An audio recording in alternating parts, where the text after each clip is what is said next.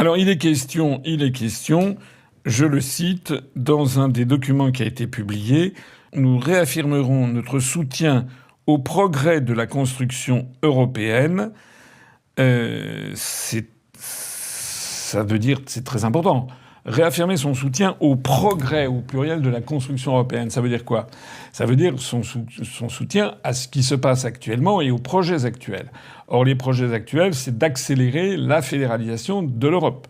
Donc, en fait, ça veut dire que le nouveau Front populaire apporte son soutien à l'élaboration d'une Union européenne est devenue un État fédéral. Et la France devenant un État fédéré, et j'ai fait déjà des vidéos sur le sujet, la France, à ce moment-là, deviendra progressivement une région, un canton de cet État fédéral, perd son siège à l'ONU, perd son siège au Conseil de sécurité, perd son droit de veto, n'est plus une grande puissance, devient plus qu'une petite région qui peut ensuite d'ailleurs être tronçonnée en morceaux, et puis sa force de frappe devient un apanage de l'ensemble de l'Union européenne. Tout ça, c'est des choses absolument monstrueuses qui sont traitées sans le traiter au passage, quoique il est question toujours dans ce document qu'ils apportent leur soutien à l'Europe de la défense, ce qui va exactement dans le sens de ce que je viens de dire. Alors, ça, c'est absolument important. Donc, si l'on en revient au document qui a été tweeté par Edoui Plenel, sur le passage concernant l'Europe, donc le nouveau Front populaire se propose de 1. Refuser le pacte de stabilité budgétaire. Alors, le pauvre pacte de stabilité budgétaire, ça fait belle lurette qu'il n'est plus respecté, mais enfin il est censé toujours exister, et c'est évidemment une pierre d'achoppement. C'est effectivement sur les nécessités de diminuer l'endettement public de la France, qui est sans arrêt exigé par la Commission européenne et la Banque centrale européenne. Donc dire qu'il refuse le pacte de stabilité budgétaire, ça veut dire quoi très concrètement? Ça veut dire que si il y a un gouvernement du nouveau Front populaire qui arrive au pouvoir, eh bien dans la semaine qui sera, dans les jours qui suivront son arrivée au pouvoir, le Premier ministre sera convoqué en Allemagne par le chancelier Scholz, exactement comme Lionel Jospin et Jacques Chirac avaient été convoqués en Allemagne en 1997, lorsque les socialistes étaient arrivés au pouvoir. Je rappelle qu'ils avaient dans leur programme la renégociation des critères du traité de Maastricht. Donc ils avaient été convoqués, et sur place, les Allemands avaient fait savoir qu'il n'en était pas question. Voilà. Et qui paye commande. Et si ce ne sont pas les Allemands, c'est la Banque centrale européenne qui se chargera de dire, par exemple, à monsieur Mélenchon, si c'est lui qui est Premier ministre, à moins que ce ne soit monsieur Roussel, puisque monsieur Fabien Roussel du Parti communiste français a fait savoir qu'il était disponible pour être Premier ministre. Monsieur François Ruffin aussi, il a dit que lui aussi il se sentait tout à fait à la mesure d'être à Matignon. Et puis on a appris ce matin que madame Clémentine Autain daignerait accepter le poste de Premier ministre s'il lui est proposé. On attend avec impatience que Sandrine Rousseau nous explique qu'elle est tout à fait taillée à la mesure de l'hôtel de Matignon. En attendant, quel que soit ce Premier ministre, sera convoqué et on lui fera comprendre que soit il passe sous les fourches caudines des restrictions budgétaires imposées par la Commission européenne, soit la Banque centrale européenne arrête de racheter des obligations assimilables du Trésor français sur le marché secondaire, et nous verrons d'un seul coup une énorme crise de la dette apparaître, avec une flambée des taux d'intérêt sur la dette française, un effondrement de la bourse française. Bon, bref, le scénario catastrophe. Que ce soit M. Ruffin, M. Mélenchon, M. Roussel, Mme Autain, Mme Rousseau, Mme Tartemol ou M. Barbemiche, eh bien, au total, ils seront obligés de passer sous les fourches caudines de la Banque centrale européenne, puisqu'ils ne veulent pas sortir de l'Union européenne et qu'ils ne veulent pas sortir de l'euro. On tombe toujours sur la même histoire. Et d'ailleurs, continuons la liste en matière européenne. Eh bien, il est question de proposer un pacte européen pour le climat et l'urgence sociale. Bon, ils peuvent toujours le proposer, bien sûr. Et proposer un pacte pour le climat et l'urgence sociale, c'est pas exactement ce que signifiera le mot urgence sociale, mais on le devine. Mais on devine également qu'un grand nombre de pays, notamment d'Europe du Nord et d'Europe de l'Est, diront non. Il veut également proposer une réforme de la politique agricole commune, mais ça veut dire réformer les traités européens. Mais en fait, tout le monde sait que ça n'aura pas lieu. Donc en fait, les propositions du programme du nouveau Front populaire sur ces questions consiste à faire des propositions. C'est un programme qui consiste à faire des propositions. Par ailleurs, mettre fin au traité de libre-échange, bon, ça c'est de la rigolade, évidemment. Hein, vous savez très exactement qu'il y a au sein de l'Union européenne des pays qui sont pénalisés par les traités de libre-échange, notamment en matière agricole, dont la France. Il y en a d'autres qui sont favorisés. Et comme il faut l'unanimité, eh bien, pour revenir sur ce genre de choses, il n'y aura pas de fin. Instaurer un protectionnisme écologique et social aux frontières de l'Europe, très bien de le dire, mais de cette façon, enfin, ça n'aura pas lieu non plus, puisque il faut l'unanimité et que vous trouverez des États comme par exemple le Luxembourg ou Malte ou certains États de l'Est qui diront non. Adopter un mécanisme d'harmonisation sociale par le haut entre les États pour mettre fin aux politiques de dumping social et fiscal. Bon, ça fait quand même 20 ans ou 30 ans, enfin non, ça fait quand même plus d'un quart de siècle maintenant que la gauche nous raconte ces salades. Bon, c'est très simple à comprendre. Il est évident que nous sommes pénalisés par la concurrence de pays à bas coût de salaire et de charges sociales. Et donc dire qu'il faut une harmonisation par le haut, ça veut dire qu'il faut que la Bulgarie, la Roumanie montent vers le haut. Mais évidemment qu'ils ne le voudront pas. Ils ne le voudront pas parce qu'actuellement, c'est pourquoi est-ce que les pays de l'Est européen s'industrialisent avec des délocalisations des pays de l'Ouest, justement grâce à ça.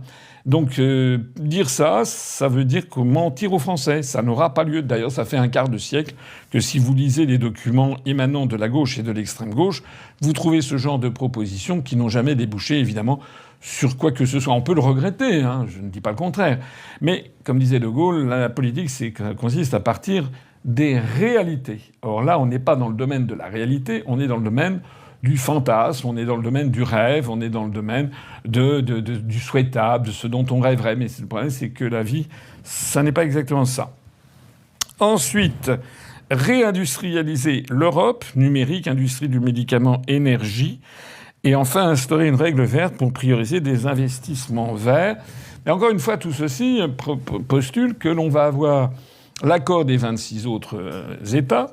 Et puis, en matière de réindustrialisation, ça postule aussi, évidemment, que la France pourrait être compétitive.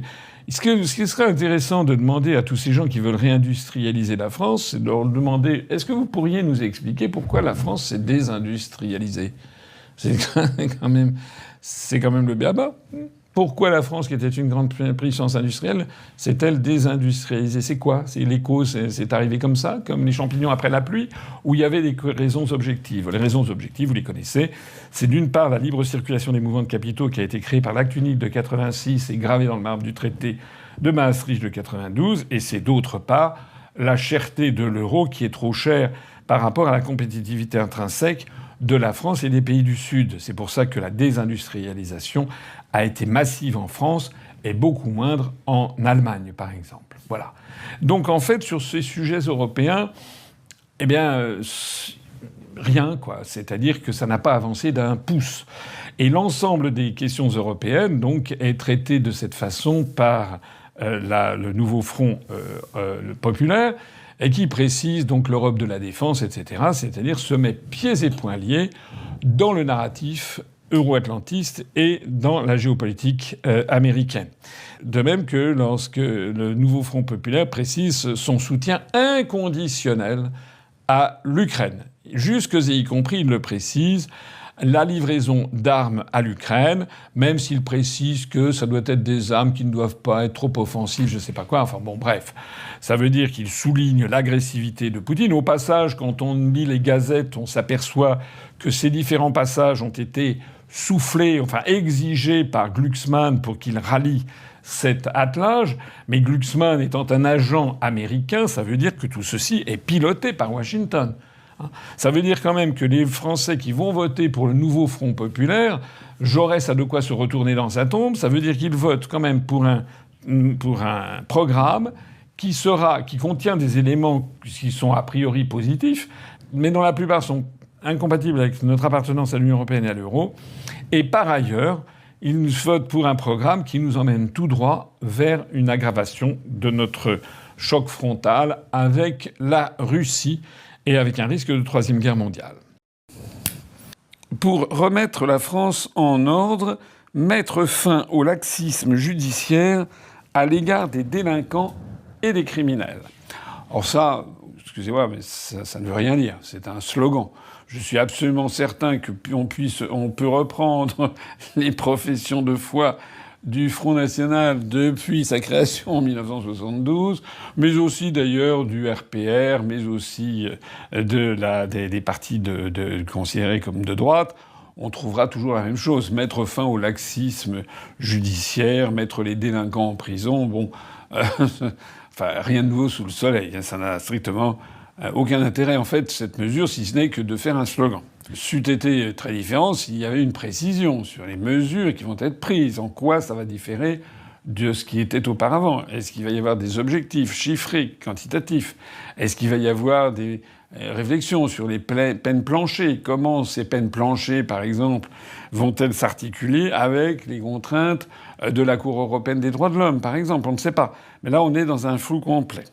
Troisième point, pour stopper la submersion migratoire, alors réduire drastiquement l'immigration légale et illégale et expulser les délinquants étrangers. Alors, réduire drastiquement, c'est un adverbe qui veut dire beaucoup, de façon très importante, mais ça n'est pas chiffré. Et réduire drastiquement l'immigration légale et illégale, bon, très bien, c'est un objectif dont on peut comprendre qu'il correspond à ce que dit le Front National depuis des décennies, il faut le reconnaître. Mais ce que je note, c'est que là, il est question de l'immigration légale. Alors qu'au cours des semaines pendant la campagne pour les européennes, il n'était question que de l'immigration illégale. Il est vrai que vous m'avez sans doute entendu dans ces discours, souvent j'ai mentionné le fait que la Commission européenne avait distingué l'immigration légale qu'elle entendait favoriser, et favoriser jusqu'à ce qu'elle atteigne 4 millions de nouveaux migrants par an en Union européenne.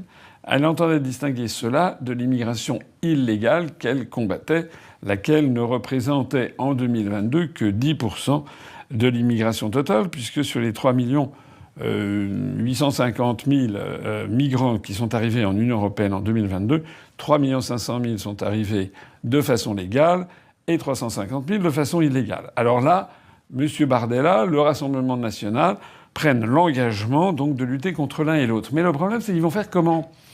Ils vont faire comment dans la mesure où ils restent dans l'Union européenne, ils restent dans Schengen, et ils restent et donc ils obéissent en fait aux injonctions de la commissaire européenne chargée des affaires intérieures, qui va changer puisque la Commission européenne va changer parallèlement au nouveau Parlement européen. Donc on ne sait pas qui va succéder à Madame Ylva Johansson, la commissaire suédoise chargée des affaires intérieures. Mais ce qui ne va pas changer en revanche, ce sont les articles des traités, notamment les articles 67, 77 et 78 du traité sur le fonctionnement de l'Union européenne, et qui prévoient notamment l'absence de contrôle aux frontières intérieures, à l'intérieur de l'espace européen, le marché unique dans lequel il y a la totale liberté de circulation des personnes et des biens.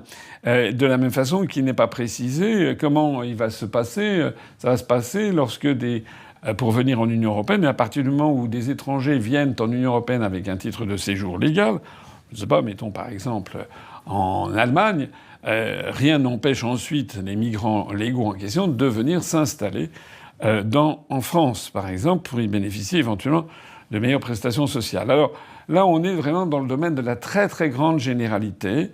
On ne sait pas exactement ce qui va se passer, et surtout on ne sait pas comment ceci est rendu possible avec notre appartenance à l'Union européenne et la nécessité d'obéir aux injonctions venues de Bruxelles.